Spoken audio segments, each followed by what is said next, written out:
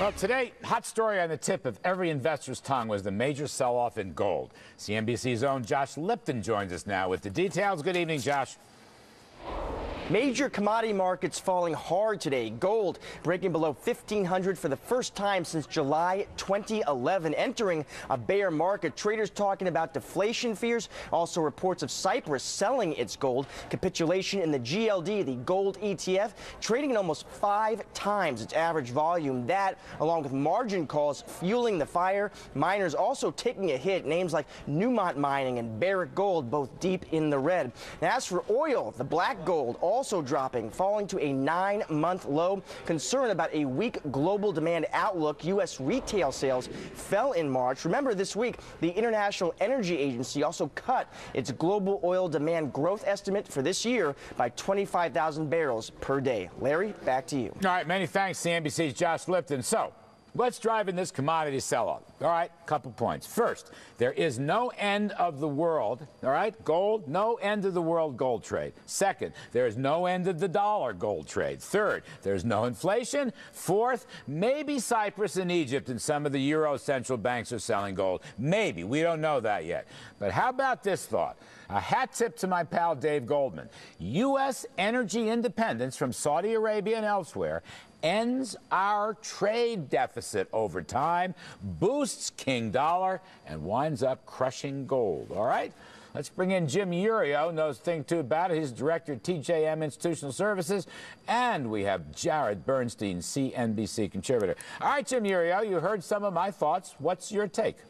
I like most of your thoughts. I think, and by the way, today this move puzzled a lot of very intelligent people that I talked to today. But by the end of the day, it seemed like the consensus with this, and this is what I believe, is that gold has obviously been trading very, very heavy, based mainly on the strength in the dollar, probably a lot of it caused by yen. Plus, we're talking about 9 years of speculative positions building up. The weakness, selling tends to beget selling. Remember what happened in Apple in fall? They started selling Apple because for tax reasons. But after that happened for a couple months, people who had no interest in selling it for tax reasons were like, wow, my holdings in Apple are going down. I better get in before this gets too painful. We're at that point in gold now. We broke through some old levels, which was about 15.25 in the gold, and that brings in a bunch of selling, and that was the velocity of the move. All right, Larry Glazer, we found you. Jared's going to stay with us, too. But Larry Glazer, one reality in this whole story, you got to go back about a year, 18 months. Gold has really been falling quite a while in fits and starts. In round numbers, $1,900 to $1,500 below. One point I want to make is there's no end to the world. There's no end to the United States. There's no end to the U.S. dollar. And if anything, the American stock market rising has knocked gold down. What's your take? Of issues that are going to keep me awake this weekend, and the sell-off in gold is not going to be one of them. I mean, when I look, gold is a source of funds right now to fuel other asset classes. It is in redemption. That's not necessarily a bad thing. In fact, that's probably a bullish thing. When I look, I see gold, it's a safe haven, it's a hedge against inflation, it's a hedge against financial calamity. When it drops, it tells you neither of those is apparent right now.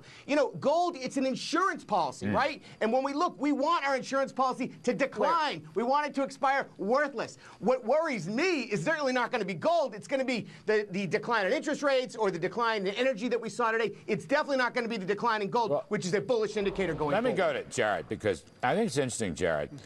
I think a rising economy hurts gold. Right. I think a pretty strong currency hurts gold. I think a low inflation rate hurts gold. I mean, in some sense, I'm going to go to Ben Bernanke. I don't know about the Obama. You want to argue Obama, go ahead. But to some extent, the drop in gold justifies Bernanke's policies at the Fed. I think so, and I think the reasons that you and the others have ticked off really are the universe of reasons why we saw this drop off today. In fact, I'm a little surprised hearing them from you, because I always thought you were more of a little gold bugger. And No, I'm a gold-backed dollar. Yeah. But I hated it when gold shot up to nearly 2,000. I hated it. And in your list of reasons, 3 impressed me the most. One is the world's not coming to an end, so the hedge that we were just talking about isn't as important. The inflation situation is what it is, and it doesn't seem much pressure there.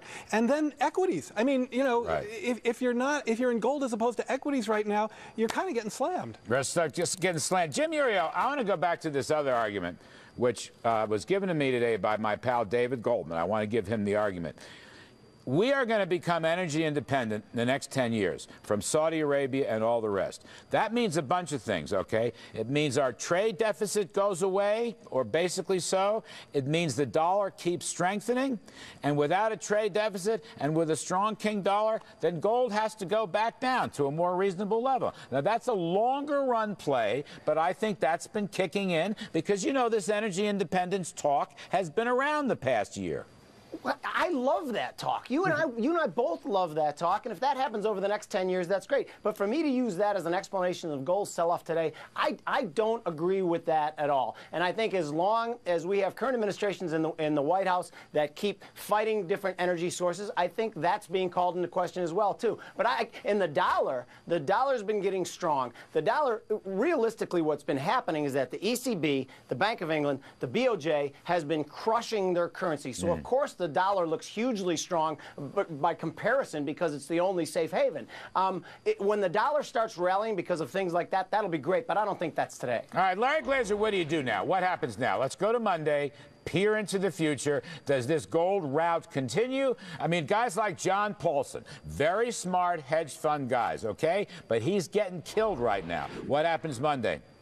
Well, you know, selling does beget selling in some instances. You're going to see margin calls here. You see a whole host of redemptions and liquidations that result from this. What's interesting and where the opportunity here is when you see selling in gold, it also causes selling in other commodities. Some of those commodities are industrial commodities like energy that are actually going to be beneficiaries. The miners, some of the more cyclical industrial names, they've been left behind in this rally. That's the opportunity in sympathy with the gold sell-off because energy is hope. It's the future. Gold is fear. It's the past. Let me just come back on that. There was a story posted up on Market Watch all day long. Yes, the energy commodities have been going down. They're not crashing, by the way. Year to date, they're off just a little bit. But other commodities like cotton and orange juice, that stuff is widely traded, they're actually strengthening. So it's a diverse commodity universe. Maybe the gold thing obscures opportunities in these other commodities. Interesting. Larry Glazer. You know, again, I think you want to see the industrials and the cyclicals lead the rally. What you don't want, actually, in this market is you don't want food and defensive and consumer staples leading the rally. If you really believe this is going to be sustainable, you want to see those more cyclical areas lead the way. And that cyclicality also begins with commodities. Buy the broad basket of commodities, but don't buy gold. Not only do I agree with that point, but I think if we began to see gold reverse course in a sharp way, that would actually be quite a negative cyclical indicator. I agree with the point that what we're seeing today is kind of an absence of the need for that insurance or fear that the world's collapsing. Guys, I got something to add to put a finer point on that. Jim Urio, Larry Glazer, appreciate it very much. Jared did yeoman's work on almost no notice for a stock market discussion. Now, folks, does this look like a place where you could walk in and expect to pay with virtual currency Bitcoin? Well, that's what CNBC set out to find out today. Even as Bitcoin values continue to crash, that story up next.